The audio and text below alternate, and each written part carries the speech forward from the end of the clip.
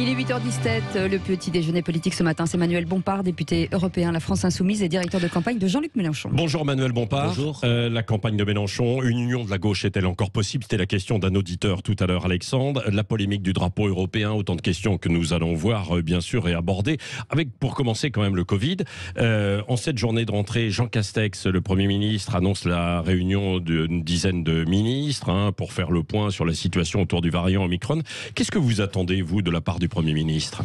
Je ne sais pas s'il faut en attendre grand-chose. Ce qui me frappe et ce qui me choque, c'est le niveau d'improvisation totale dans lequel se fait cette rentrée. Je prends un exemple, le secteur de l'éducation nationale, où quand même on avait 15 jours pour préparer la rentrée dans des bonnes conditions. Le ministre M. Blanquer a sorti hier soir à 18h, 12 heures avant la rentrée, un protocole sanitaire et maintenant demande à l'ensemble du corps enseignant, à l'ensemble du corps de l'éducation nationale de s'adapter. Je trouve qu'il y a là un mépris, une absence totale de préparation. Est-ce que c'est de l'improvisation ou au contraire c'est de l'ajustement à la dernière minute face à une situation qui ne cesse d'évoluer? Écoutez, c'est pas nouveau que le variant Omicron arrive, qu'il est beaucoup plus contaminant manifestement que les autres variants. Et on avait au moins une semaine pour essayer de mettre sur la table des propositions qui permettaient à tout le monde de pouvoir s'adapter dans des bonnes conditions. Là, franchement, on a l'impression que les enseignants sont pris un petit peu comme du bétail et puis maintenant on leur demande de s'adapter. Je trouve que c'est vraiment très déraisonnable. Mais est-ce qu'il aurait fallu repousser, retarder carrément de quelques jours cette rentrée? Je pense que c'était une idée qui pouvait s'examiner, oui. Parce que honnêtement, on sait très bien que le moment des fêtes est un moment de brassage des populations. Laisser quelques jours pour d'abord pouvoir préparer la rentrée dans des bonnes conditions et ensuite faire en sorte peut-être que tout de suite on ne contamine pas si on a attrapé le virus parce qu'on s'est déplacé. Je pense que ça aurait été une bonne solution. Mais surtout, il y a des mesures qui maintenant, depuis 2 ans, auraient pu être mises en place. Je donne un exemple. Depuis 2 ans, nous disons pourquoi on met pas des purificateurs d'air dans les salles de classe, pourquoi pas des capteurs de CO2 dans l'ensemble des salles de classe. Qu'est-ce qu'on vous répond? Parce que nous, on pose la question aussi à des ministres qui passent, ils disent oui, on y réfléchit. Alors, les purificateurs, c'est un peu cher. On en a un dans le studio. Oui, c'est un peu cher. Mais attendez, un peu cher, c'est quoi? C'est quelques milliers d'euros. On n'est pas capable de dépenser quelques milliers d'euros par salle de classe dans ce pays pour faire en sorte que nos enfants puissent étudier dans des bonnes conditions. Franchement. Enfin, écoutez, on nous répond rien. Et donc, s'il y a une grève, parce qu'il y a eu un préavis lancé par un syndicat enseignant, vous allez les soutenir? En tout cas, je comprendrai, oui, bien sûr, les motifs de la grève. Au bout d'un moment, il faut arrêter d'être pris pour des imbéciles. Donc, franchement, il y a... Mais la question de l'éducation nationale est symbolique de la gestion de la crise par ce gouvernement depuis le début, où à part parler, à part mettre au pied du mur les gens qui ne sont pas vaccinés en leur disant vaccinez-vous sinon vous êtes des irresponsables, à part manipuler en quelque sorte la question sanitaire à des fins politiques. Pourtant le président s'est satisfait quand même du bilan. Il a dit l'autre jour, nous sommes un des pays qui affrontons le mieux cette épreuve avec le plus vacciné. C'est ce qu'il a dit. Moi, si j'en crois les chiffres de ces derniers jours, il y a un cas sur 10 aujourd'hui dans le monde qui est en France. Ça pose quand même une petite question. Un cas sur 10 oui, c'est les calculs que j'ai pu et puis vous êtes mathématicien, alors je vous fais confiance à ce niveau-là. Donc écoutez, moi après, si vous voulez qu'on parle des vœux du président de la République, franchement, j'ai l'impression d'un président de la République qui vit dans un autre monde. Pardonnez-moi, mais c'était un exercice d'autosatisfaction.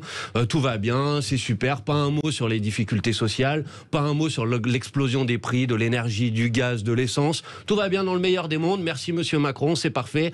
Et bien sûr, il va falloir repartir pour 5 ans avec lui. Franchement, tout ça n'est pas sérieux. Il a dit que la réindustrialisation, par exemple, était en route. Vous l'avez constaté, vous, sur le terrain? Écoutez, regardez, prenons un exemple qui est en lien avec la situation sanitaire. Moi, je dis aujourd'hui, pourquoi on ne généralise pas l'utilisation des masques FFP2? Tout le monde dit les masques FFP2, ça protège davantage que les masques chirurgicaux, quasiment d'un facteur 100.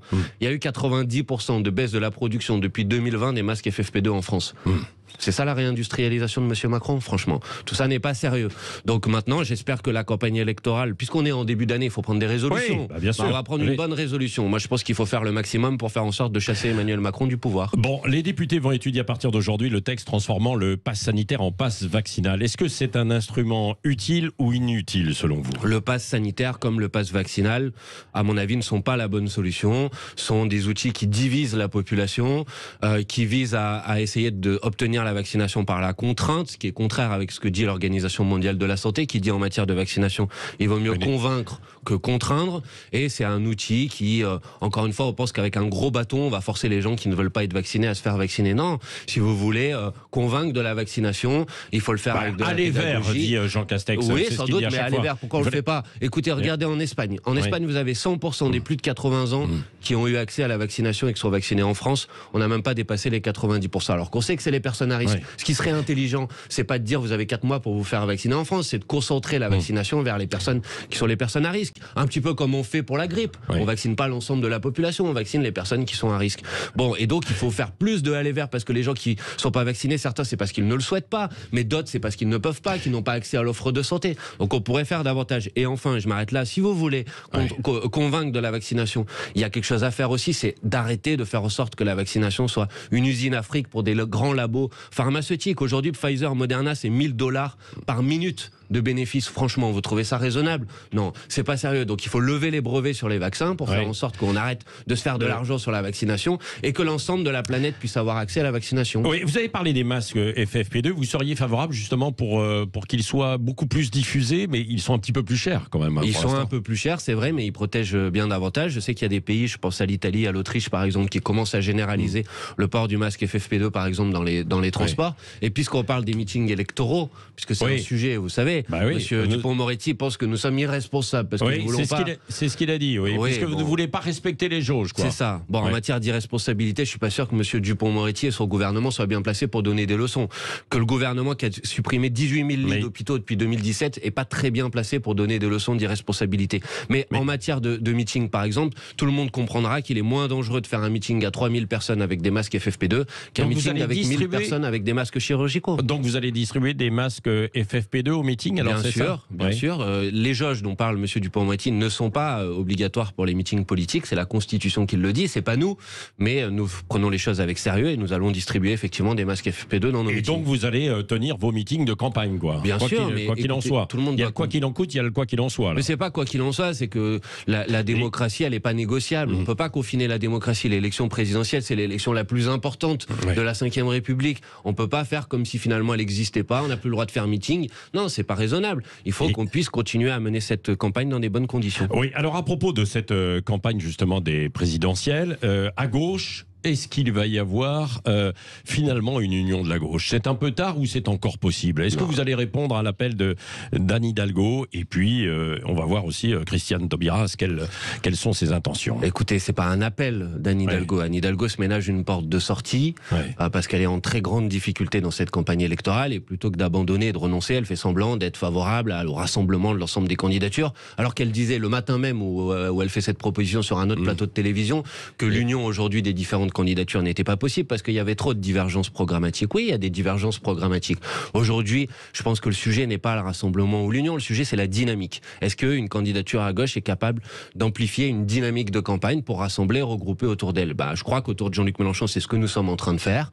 L'ensemble des enquêtes d'opinion, puisque c'est généralement ce qu'on utilise comme marqueur, démontre que Jean-Luc Mélenchon est en progression. Vous avez aujourd'hui 5 instituts de sondage sur 9 qui le mettent au-dessus de 10%. Vous avez des instituts de sondage qui le mettent à quelques points du second tour.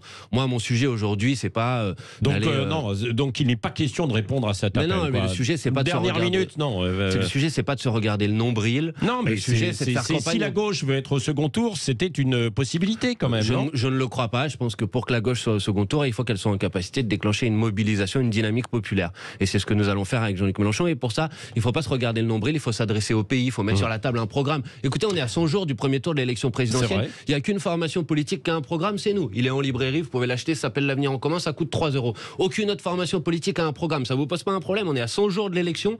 Personne n'a un programme. Enfin, je sais pas. Normalement, une campagne, c'est différents programmes qui sont sur la table et les Françaises et les Français doivent trancher. Un mot de Christiane Taubira. Si elle venait à la dernière minute dans cette course à la présidentielle, comment vous percevriez ça, vous, à la France Insoumise? C'est son droit, mais honnêtement, je considère que venir présenter sa candidature à 100 jours démontre... C'est pas sérieux. Il y a un peu d'improvisation. On parle de gouverner un grand pays, là, on parle pas d'être délégué de classe.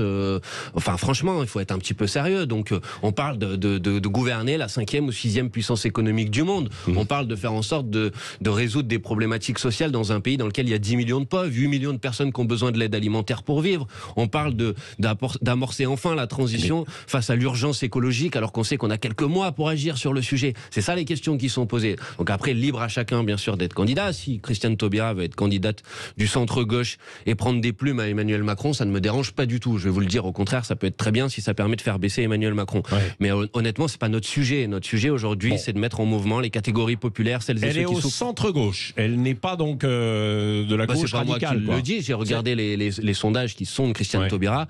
J'ai vu que c'était plutôt à Emmanuel Macron qu'elle prenait des points. Bon, en tout cas, il n'y aura pas pour vous de primaire à gauche, quoi. Non, mais je pense que ce serait pas raisonnable. Et honnêtement, la primaire, on a vu en 2017 ce que ça donne. Monsieur Hamon a gagné la primaire. L'ensemble des concurrents qui étaient face à lui ont soutenu un autre candidat quasiment. Donc, oui, Emmanuel Bompard, parmi les dernières questions, la présence du drapeau européen sous l'Arc de Triomphe lors du soir du Nouvel An, vous avez été choqué ou pas? Oui, c'était une faute politique, clairement. Je pense que c'était une faute politique d'abord parce que ce drapeau européen, je rappelle qu'il a été rejeté par le peuple français par référendum en 2005. C'était un article du traité constitutionnel européen. Ouais. Et puis parce que généralement, quand on rend hommage, on met toujours le drapeau français.